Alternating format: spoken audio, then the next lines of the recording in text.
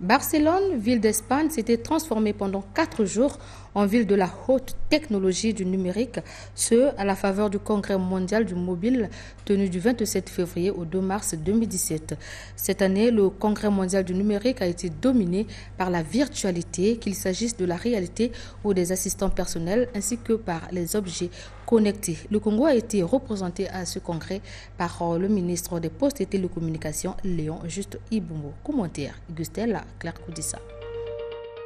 Ce grand rendez-vous de la haute technologie du mobile a été consacré aux évolutions de la téléphonie mobile dans le monde. Cette année, le MOIC, le Congrès mondial du mobile, a rassemblé plus de 100 000 visiteurs, 50 000 professionnels de l'industrie des communications mobiles et 2 000 exposants en provenance de 200 pays. Une occasion pour ces visiteurs et invités d'échanger sur les nouvelles technologies du numérique et du mobile. Parmi ces invités de Huawei Technologies, les ministres Ami Ambatobe Nyongolo de la RDC et Léon Juste Ibombo du Congo. Ce que nous avons retenu, c'est que nous devons savoir qu'il y a des innovations qui se font au fur et à mesure dans le monde des télécommunications. Déjà, le monde tout entier parle déjà de la G5 qui se pointe à l'horizon.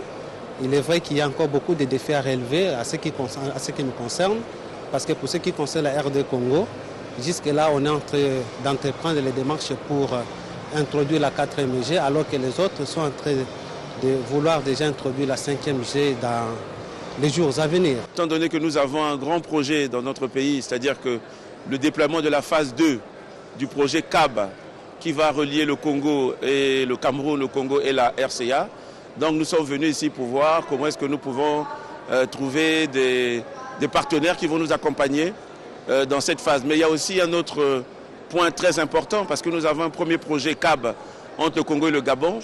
Donc avec une entreprise qui avait remporté le marché, c'est la société Huawei, nous allons réceptionner les équipements actifs qui nous permettront de pouvoir brûler la fibre, comme on dit trivialement dans le langage. Tout compte fait, avant 2006, le Congrès mondial du mobile se tenait en France au Palais des Festivals. À partir de 2007, Barcelone avait donc pris le relais de l'organiser chaque année jusqu'en 2023 sous le couvert de la GESMA, Association mondiale des opérateurs. Dans ce chapitre, justement, il y a quelques semaines, le ministre Ibombo exhortait les utilisateurs de réseaux sociaux à faire preuve de responsabilité dans l'utilisation de ces outils de communication. Beaucoup de manipulations, beaucoup de faussetés sont déversées plutôt sur les réseaux sociaux. Sur ce plateau, Jean-Pierre Goma, Jean-Pierre, je vous salue une fois de plus. Bonsoir, oui. Jean-Pierre, vous-même, vous êtes utilisateur de ces réseaux sociaux. Est-ce que vous êtes arrivé une fois d'être confronté à ces contre-vérités, disons mieux, à ces manipulations?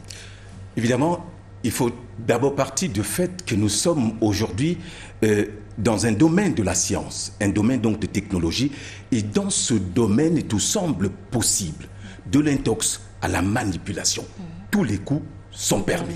Alors il faut comprendre que depuis que le monde est rentré donc dans l'avènement des nouvelles technologies, le monde est rentré malheureusement dans une nouvelle ère, c'est de la manipulation à volonté. Manipulation à volonté parce que rentre donc dans ce qu'on appelle la stratégie de diabolisation. Une stratégie donc qui fait évidemment que lorsque on est d'accord ou contre telle ou telle position ou telle personnalité, on utilise alors les réseaux sociaux pour faire valoir et passer donc un certain nombre de messages qui sont difficilement exploitables dans les canaux traditionnels que sont la télévision, la radio.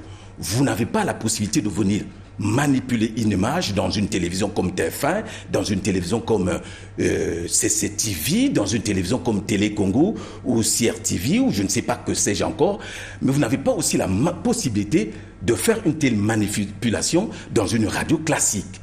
Alors, le seul réseau qui reste donc pour ces manipulateurs, pour ces personnalités ou ces personnes qui se lancent dans la diabolisation, c'est alors les réseaux sociaux. À ce niveau-là, tous les coups sont permis. N'oubliez pas que la technologie nous donne la possibilité à chacun de défaire une image, de transformer à volonté une figure, de transformer à volonté une image. Lorsqu'on voudra mettre une autre image sur la personnalité de Jean-Pierre Ngoma, il est fort possible qu'à sa tête, qu'on mette la tête de bonne que vous êtes. Et là, c'est malheureusement le monde dans lequel nous évoluons aujourd'hui.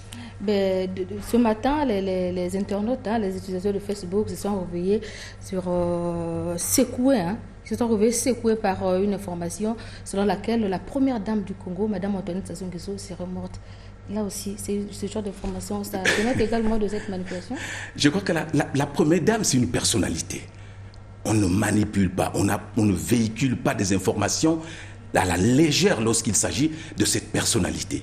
Évidemment, cela également dénote de la même manipulation, de la même stratégie. Il n'y a pas autre chose. Les réseaux sociaux, malheureusement. Et n'oubliez surtout pas qu'il y a quelques années et quelques semaines également, et non pas plus hier encore, la télévision congolaise, ici en pleine rédaction, nous avons été réveillés par une information qui est tombée comme un couperet, annonçant le décès de Madame Ganongo Olu, la mère de Ndjiri.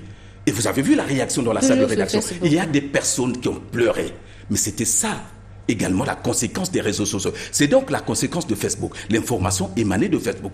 Et n'oubliez pas encore, pour essayer de tailler le côté négatif des réseaux sociaux, il y a quelques semaines, quelques mois, la télévision congolaise s'inspirant comme source, et c'était malheureusement pour nous, prenait pour source Facebook, malheureusement pour les jeunes journalistes qui arrivent, qui n'ont pas encore l'expérience avérée, et trouvent une information dans Facebook, et enfin une information à Télé Congo et dans notre crawl. Il s'agissait donc d'une information qui annonçait le décès de l'ancien ministre de la Justice gabonaise. Donc, tollé partout.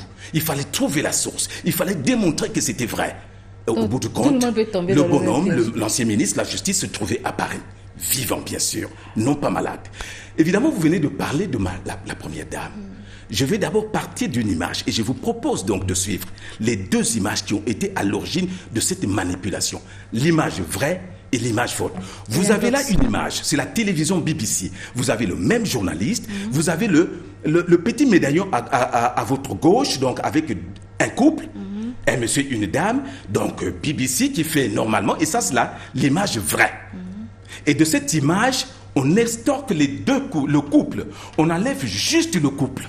Et vous allez voir la prochaine image qui va arriver. Ça, c'est l'image qui est vraie. Et donc, cette image a été manipulée. L'image est partie malheureusement. L'image, il fallait garder l'image à l'antenne. Ouais, voilà l'image qui est fausse. Le médaillon.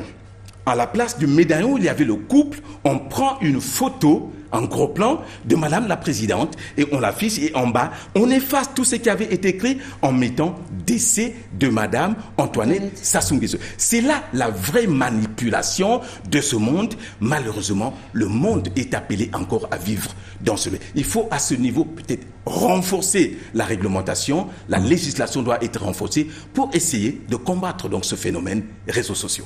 Merci bien, Jean-Pierre Nkombo. Merci, au revoir. Dans la suite du journal, dans le processus de recherche de la performance sportive, une quête quasi permanente pour tous les États à l'échelle planétaire figure à la base des maillons essentiels, la formation de l'athlète. En ce jour de travail en Italie, le ministre des Sports, Léon Alfred Opimba, a visité à Milan et à Atalanta des centres de formation et de pré-formation des jeunes footballeurs, des vrais